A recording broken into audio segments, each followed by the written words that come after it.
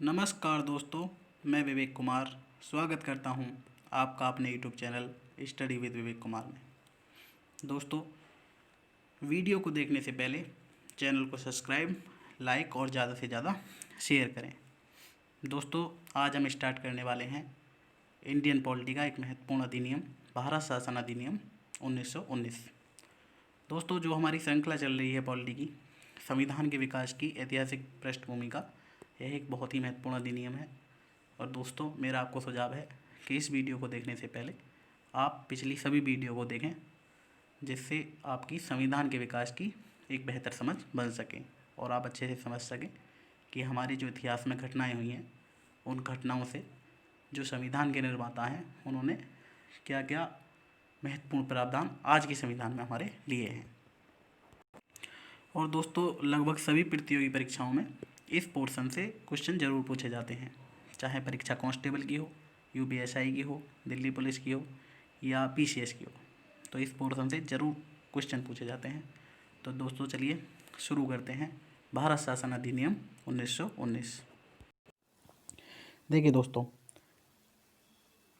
जो भारत शासन अधिनियम था उसे मॉन्टेग्यू चेम्सफोर्ड सुधार भी कहा जाता था। दोस्तों, ये जो मॉन्टेग्यू हैं, इस समय ये जो भारत सचिव थे, भारत सचिव के पद पर कार्यरत थे, और जो चेम्सफोर्ड हैं, लॉर्ड चेम्सफोर्ड, ये इस समय भारत के वायसराय थे। तो इस अधिनियम को मॉन्टेग्यू चेम्सफोर्ड सुधार भी कहा जाता है। दोस्तों, सर्वप्रथम पृष्ठभूमि की बात करेंगे तो दोस्तों, आपको पता है कि पृष्ठभूमि हर एक्ट की हिस्ट्री से ही जुड़ी हुई है और हर नए एक्ट को लाने में जो पिछले वाला एक्ट है उसका योगदान कुछ ना कुछ थोड़ा बहुत ज़रूर होता है। तो दोस्तों, यहाँ पर पिछले वाले एक्ट की भी एक महत्वपूर्ण भूमिका थी। जो भारत परिषद अधिनियम 1909 लाया गया था, जिसे मार्ले मिंटो सुधार कहते हैं, उस अधिनियम से जो कांग्रेस के नरम दल के सदस्य थे वो बिल्कुल भी संतुष्ट नहीं थे। सबसे पहली बात तो ये थी। और दूसरी बात दोस्त ये थी कि जब फर्स्ट वर्ल्ड वॉर हुआ था तो उसमें भारतीयों ने अंग्रेजी सरकार को बहुत ही महत्वपूर्ण सहयोग दिया था। और दूसरी बात, गांधी जी को यहाँ पर भर्ती करने वाला सार्जेंट भी कहा गया था। तो इस बात का भी अंग्रेज सरकार पर एक दबाव था। तो इस बात को लेकर भी अंग्रेजी शासन पर दबाव था। मतलब जब भारतीय लोग प्रथम वर्ल्ड वॉर में अंग्रेज़ों को जब सहयोग कर रहे थे तो उन्हें भी एक आशा थी कि ऐसा कोई अधिनियम लाया जाएगा जिससे भारतीयों को स्वशासन दे दिया जाएगा। यानी कि एक कारण ये भी मान सकते हैं कि जो भारतीय थे वो स्वशासन की मांग कर रहे थे, उन्होंने भी स्वशासन की मांग की। अच्छा, एक और महत्वपूर्ण बात, ये जो मॉन्टेग्यू था ये बहुत ही एक उदार व्यक्ति था। तो इस व्यक्ति को भी एक मतलब उदार होने का एक कारण मान सकते हैं कि इस अधिनियम को लाया गया। तो दोस्तों, इसके बाद 20 अगस्त और 1917 को मॉन्टेग्यू ने एक घोषणा की, जिसे अगस्त घोषणा के नाम से भी जाना जाता है। और उन्होंने इस घोषणा में भारतीयों को स्वशासन देने की बात की, लेकिन देंगे कब, ये कोई समय सीमा तय नहीं की गई, यानी कि देंगे धीरे धीरे, ग्रेजुअली देंगे। तो इस घोषणा के बाद फिर मॉन्टेग्यू चेम्सफोर्ड एक एक्ट लाया गया। इस घोषणा के बाद पहले तो आई घोषणा, अगस्त घोषणा, और उसके बाद मॉन्टेग्यू चेम्सफोर्ड एक्ट लाया गया और इसके बाद इसे 1921 में लागू किया गया। दोस्तों, ये तो हो गई इस एक्ट की पृष्ठभूमि। तो चलिए दोस्तों, देखते हैं इस एक्ट में क्या क्या प्रावधान किए गए। देखिए दोस्तों, इस एक्ट के द्वारा सर्वप्रथम उत्तरदायी शासन की शुरुआत की गई। यहाँ देखिए दोस्तों, मैंने यहाँ पर आंशिक रूप से लिखा है, यानी जो उत्तरदायी शासन दिया गया था वो आंशिक रूप से दिया गया था।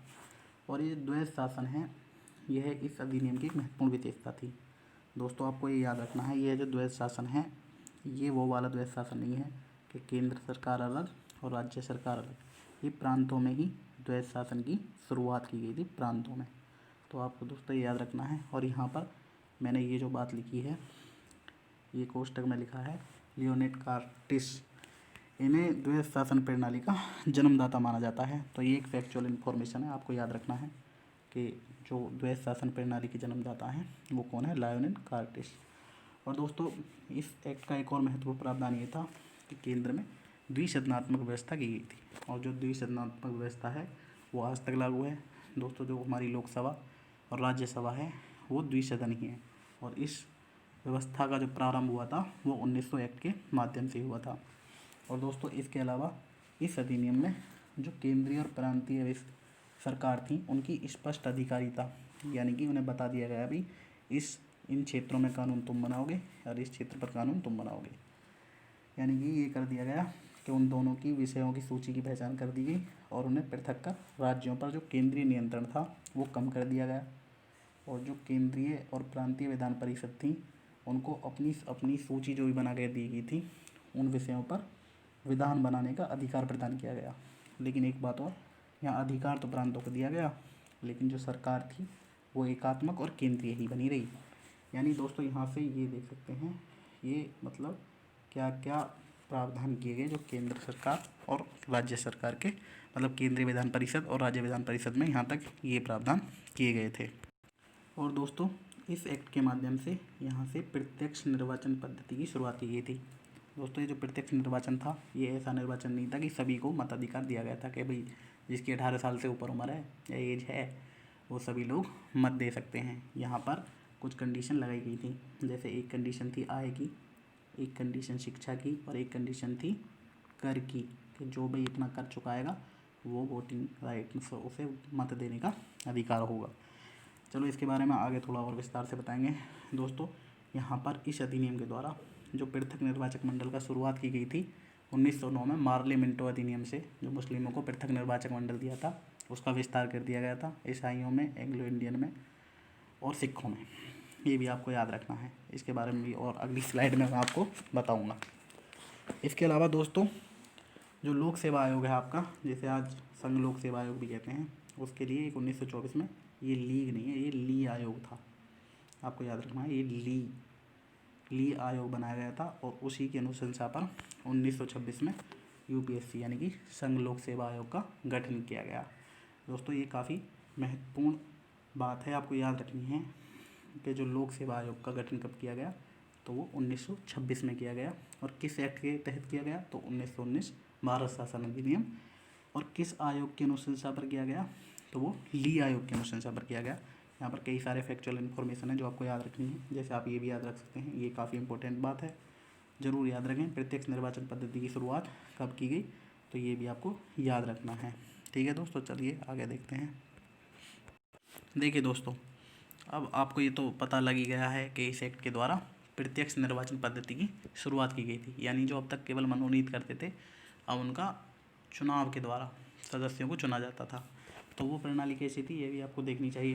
देखिए चुनाव की प्रणाली कैसी थी, चुनाव की जो प्रणाली थी वो पृथक निर्वाचन मंडल के आधार पर सांप्रदायिक प्रतिनिधित्व प्रणाली थी। दोस्तों इसका यह मतलब है कि एक विशेष क्षेत्र के लिए एक विशेष धर्म का व्यक्ति, यानी सांप्रदायिक बात थी तो यहाँ पर एक विशेष क्षेत्र के लिए एक विशेष धर्म का व्यक्ति होता था, उसे उस क्षेत्र में उसी धर्म के लोग वोटिंग करते थे। मान लीजिए पहले जैसे 1909 का मार्ले मिंटो सुधार था, उसमें मुस्लिमों के लिए पृथक निर्वाचक मंडल की व्यवस्था की गई थी, उसी को इसमें विस्तार किया गया। इसमें ईसाई, सिख और एंग्लो इंडियन जो भी होते थे उनके लिए इसी प्रणाली का विस्तार किया गया। तो इस प्रणाली के अंतर्गत एक विशेष क्षेत्र के लिए एक विशेष धर्म का व्यक्ति खड़ा होता था चुनाव में और उसे उसी धर्म के लोग वोटिंग करते थे। तो आप ये याद रख सकते हैं कि जो हमारी चुनाव की प्रणाली थी वो पृथक निर्वाचक मंडल के आधार पर सांप्रदायिक प्रतिनिधित्व प्रणाली थी। और दोस्तों मैंने आपको बताया था इस एक्ट के द्वारा सर्वप्रथम मताधिकार दिया गया था, अभी प्रत्यक्ष निर्वाचन हुआ था इस एक्ट के द्वारा सर्वप्रथम, तो इसी में ही मताधिकार मिलेगा। लेकिन मैंने आपको बताया था कि जो मत का अधिकार था उसके लिए कंडीशन लगाई गई थी। क्या कंडीशन थी देख लीजिए, आय थी, आय मतलब मान लीजिए किसी व्यक्ति को कह दिया भाई ये 15,000 कमाने वाले, इससे ऊपर कमाने वाले व्यक्ति ही वोट दे सकते हैं। दूसरी संपत्ति, जिसके मतलब जो भी संपत्ति हो, कर और शिक्षा भी थी कि शिक्षा के आधार पर जो मत देने का अधिकार दिया गया था, यानी कि सीमित अधिकार कह सकते हैं। और अधिकार की कंडीशन ऐसी थी कि 1935 तक आते आते केवल 10% व्यक्ति ही वोट दे पाते थे चुनाव में। तो दोस्तों ये आपने चुनाव की प्रणाली समझी। चलिए दोस्तों, इस एक्ट के जो भी महत्वपूर्ण प्रावधान थे उन्हें एक बार थोड़े से विस्तार में जान लेते हैं। देखिए दोस्तों, 1919 का जो अधिनियम था वो 1909 के प्रावधानों को ही एक अधिक स्पष्ट एवं व्यापक रूप में प्रदान किया गया। यानी कि 1919 के अधिनियम द्वारा जो 1909 के प्रावधान थे उन्हें और अधिक स्पष्ट और व्यापक रूप प्रदान किया गया तथा इस अधिनियम ने पहली बार भारत में दोहरे शासन और प्रत्यक्ष निर्वाचन की व्यवस्था को प्रारंभ किया। देखिए दोस्तों, आपको यहाँ एक बात बतानी होगी कि हमारे भारत में जो विकेंद्रीकरण की शुरुआत हुई थी वो 1861 के भारत परिषद अधिनियम से हुई थी। यहाँ पर केवल जो भारत में एक तो द्विसदनात्मक व्यवस्था की व्यवस्था की गई, मतलब लोकसभा और राज्यसभा का एक प्रकार से पहली बार व्यवस्था हुई, और दूसरी बात जो प्रांतों में द्वैध शासन की शुरुआत हुई। तो आपको ये बात याद रखनी है, विकेंद्रीकरण का मतलब होता है शक्तियों का बंटवारा, कि केंद्र सरकार की ये शक्ति होंगी, राज्य सरकार की ये शक्ति होंगी, इसे कहते हैं विकेंद्रीकरण। और इसकी शुरुआत मैंने आपको बताया था, जिसने भी वो अधिनियम नहीं पढ़ा है तो ज़रूर उस वीडियो को ज़रूर देखें। तो मैंने आपको बताया था कि वहीं से जो 1861 का भारत परिषद अधिनियम है, उस अधिनियम के द्वारा भारत में विकेंद्रीकरण की शुरुआत हुई थी, यानी जो शक्तियों का बंटवारा हुआ था केंद्र में और राज्यों में, पहली बार 1861 के अधिनियम से शुरू हो गया था। और देखिए दोस्तों, इस अधिनियम द्वारा लोगों को वोट देने का अधिकार प्रदान किया गया, और यद्यपि यह अधिकार निष्पक्ष रूप से न होकर शिक्षा, संपत्ति एवं आय व कर के आधार पर दिया गया था।